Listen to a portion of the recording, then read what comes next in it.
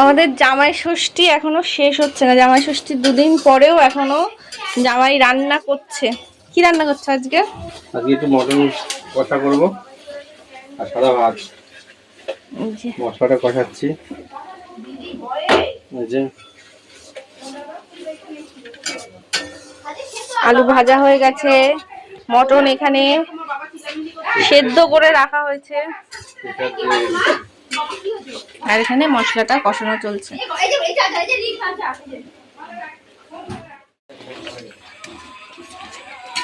মশলা হয়ে এসছে কষানো,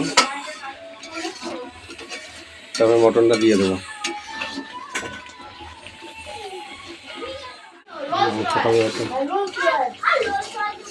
মটনটা দেওয়া হয়ে গেছে, দেখো কি সুন্দর লাগছে দেখতে, কালারটা। কালার ঠিক আছে।